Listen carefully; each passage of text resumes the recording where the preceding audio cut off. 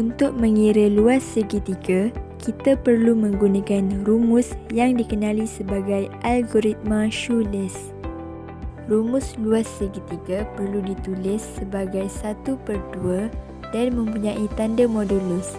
Tanda modulus ini bertindak untuk menjadikan semua hasil kiraan yang bernilai negatif ataupun positif akan menghasilkan jawapan yang bernilai positif ataupun dikenali sebagai nilai yang mutlak. Koordinat bagi bucu segitiga perlu ditulis sebagai X1, Y1, X2 dan Y2, X3, Y3 dan disambung kembali dengan X1 dan Y1. Jadi kita perlu mendarab bagi anak panah ke bawah dahulu dan diikuti dengan anak panah ke arah atas. Jumlah hasil darab bagi arah ke bawah perlu ditolak dengan jumlah hasil darab bagi arah ke atas. X1 perlu didarabkan dengan Y2 dan ditambahkan dengan X2 didarabkan dengan Y3, X3 didarabkan dengan Y1 dan perlu ditolak dengan jumlah hasil darab bagi arah ke atas, iaitu Y1 didarabkan dengan X2 ditambah dengan Y2 didarabkan dengan X3 dan Y3 didarabkan dengan X1. Contoh soalan yang pertama ialah mencari luas segitiga ABC dengan bucu-bucunya ialah A510, B21 dan C83. Kita perlu memasukkan koordinat tersebut di dalam rumus dengan keadaan X1 Y1 iaitu 5, 10, X2 Y2 21, X3 Y3 83 dan disambung semula dengan X1 Y1 iaitu 5, 10. Jumlah hasil darab bagi anak panah ke bawah perlu ditolakkan dengan jumlah hasil darab bagi anak panah ke atas. Jadi kita akan mendapat 91 ditolakkan dengan 43. Hasilnya ialah 48. Jadi selesaikannya dan kita akan mendapat 24 unit kuasa 2. Contoh soalan yang kedua adalah untuk mencari nilai K. Soalan memberi koordinat A85, B -2, -3 dan C K -1. Luas segitiga yang diberi pula ialah 18 unit kuasa 2.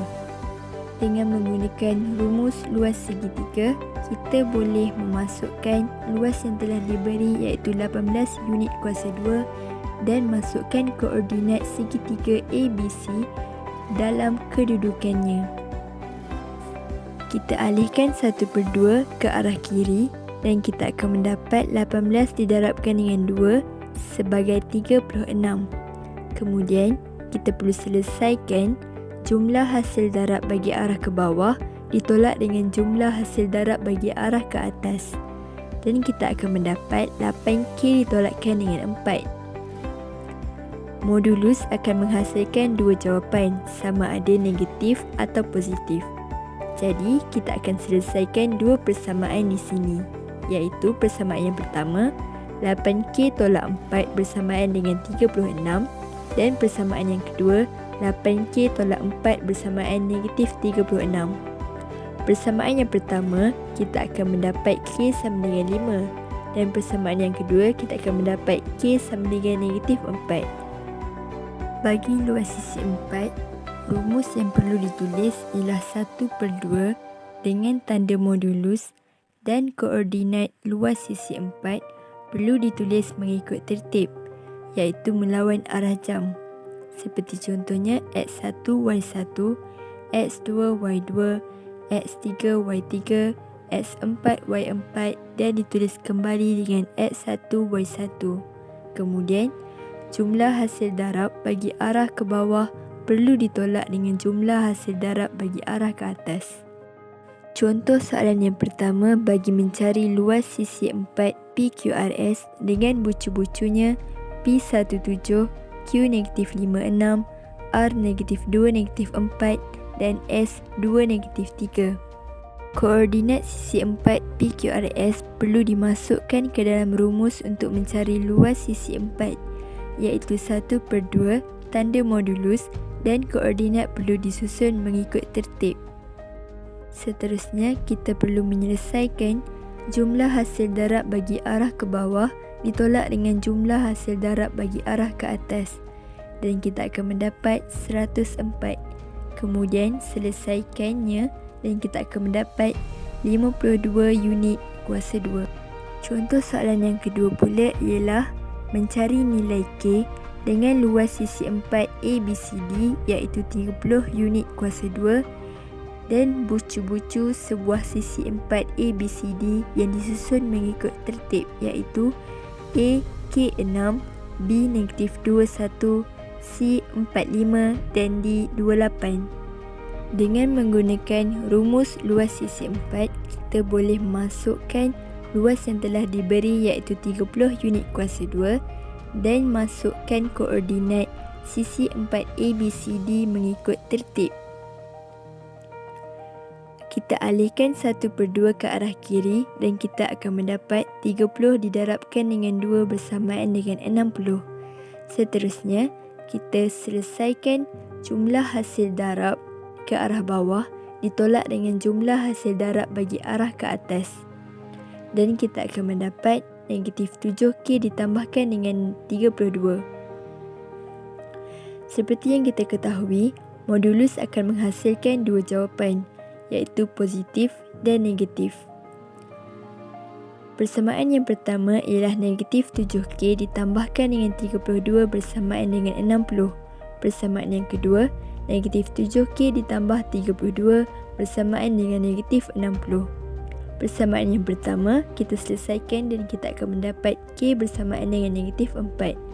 Persamaan yang kedua pula, kita akan mendapat K bersamaan dengan 13 1/7. Persamaan lokus. Lokus bagi suatu titik bergerak ialah lintasan yang dilalui oleh titik itu mengikut syarat yang ditetapkan. Lokus boleh wujud dalam bentuk bulatan, garis lurus ataupun lengkungan. Terdapat dua cara bagi menentukan persamaan lokus. Yang pertama, lokus suatu titik bergerak dari suatu titik tetap adalah malar. Yang kedua, nisbah jarak titik bergerak dari dua titik tetap adalah malar. Titik bergerak yang jaraknya sentiasa malar dari satu titik tetap boleh ditentukan melalui formula persamaan PA sama dengan R.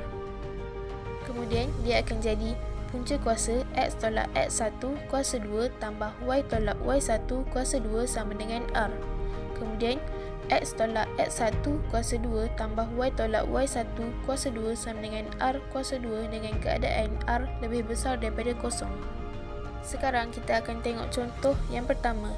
Cari persamaan lokus bagi titik bergerak P supaya jaraknya dari titik A -45 ialah 3 unit. Kita akan gunakan formula PA sama dengan R. Jadi, PA sama dengan 3 membentuk punca kuasa X tolak -4 kuasa 2 tambah Y tolak 5 kuasa 2 sama dengan 3. Kemudian, kita pindahkan punca kuasa ke sebelah kanan. Dia akan membentuk persamaan X tambah 4 kuasa 2 tambah Y tolak 5 kuasa 2 sama dengan 3 kuasa 2. Kemudian kembangkan persamaan di atas akan membentuk X kuasa 2 tambah 8X tambah 16 tambah Y kuasa 2 tolak 10Y tambah 25 sama dengan 9. Jadi jawapan akhir yang kita akan perolehi ialah X kuasa 2 tambah Y kuasa 2 tambah 8X tolak 10Y tambah 32 sama dengan 0. Titik bergerak P, XY yang jaraknya sentiasa malar dari dua titik tetap A, XY dan B, X2, Y2 dalam nisbah M nisbah N boleh ditentukan melalui formula PA per PB sama dengan M per N seperti yang ditunjukkan. Seterusnya, berdasarkan formula di atas, kita akan tengok satu contoh soalan.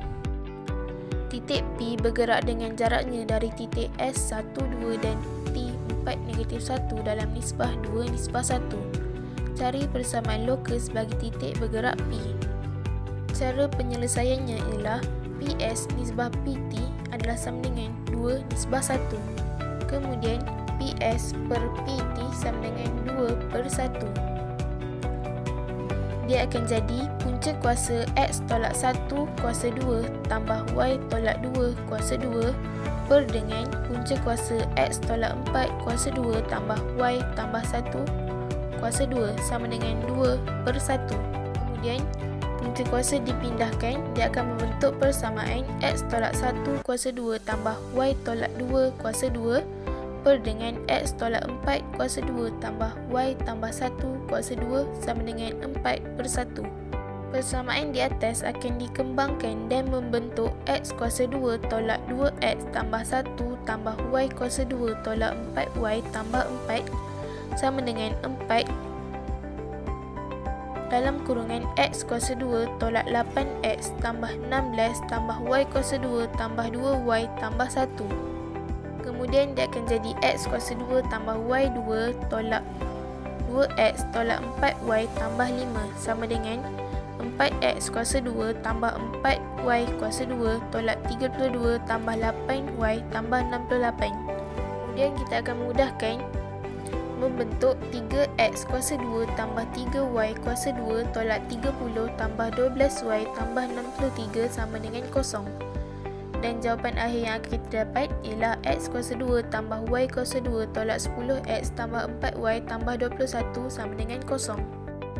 Terusnya, apabila PA nisbah PB sama dengan 1 nisbah 1 iaitu P XY sentiasa berjarak sama dari dua titik tetap A X1 Y1 dan B X2 Y2 boleh ditentukan melalui formula PA sama dengan PB.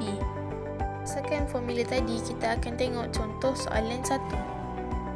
Cari persamaan lokus bagi titik bergerak P supaya jaraknya dari dua titik tetap A negatif 2, 0 dan B 0, 4 adalah sentiasa sama.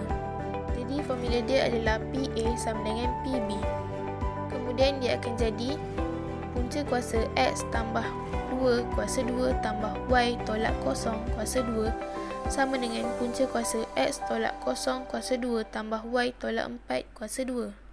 Kemudian hilangkan punca kuasa dan kembangkan persamaan tadi.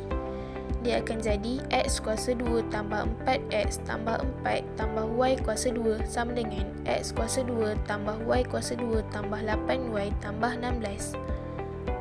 Kemudian dia akan jadi 4X tambah 8Y tolak 12 sama dengan 0.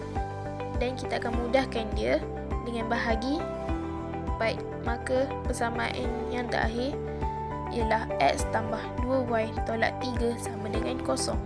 Contoh soalan yang kedua. Titik R bergerak supaya jaraknya dari titik A 60 ialah 2 kali jaraknya dari titik B negatif 30. Cari persamaan bagi lokus R. Berdasarkan soalan, kita dapat tahu bahawa RA sama dengan 2 RB. Kemudian masukkan ke dalam persamaan, dia akan jadi X tolak 6 kuasa 2 tambah Y tolak 0 kuasa 2 sama dengan 2 punca kuasa X tambah 3 kuasa 2 tambah Y tolak 0 kuasa 2. Kembangkan dan hilangkan punca kuasa, dia akan membentuk X kuasa 2 tolak 12X tambah 36 tambah Y kuasa 2 sama dengan 4 dalam kurungan X kuasa 2 tambah 6X tambah 9 tambah Y kuasa 2. Kemudian yang bahagian kiri salin semula dan yang di bahagian kanan 4 akan didarabkan dengan yang dalam kurungan, dia akan jadi 4X kuasa 2 tambah 24X tambah 36 tambah 4Y kuasa 2. Persamaan seterusnya yang akan kita dapat ialah X kuasa 2 tolak 12X tambah 36 tambah Y kuasa 2 tolak 4X kuasa 2 tolak 24X tolak 36 tolak 4Y kuasa 2 sama dengan 0. Permudahkan lagi, dia akan jadi negatif 3X kuasa 2 tolak 36X tolak 3Y kuasa 2 sama dengan 0. Jadi kita boleh kecilkan persamaan di atas, dia akan membentuk jawapan akhir X kuasa 2 tambah Y kuasa 2 tambah 12X sama dengan 0.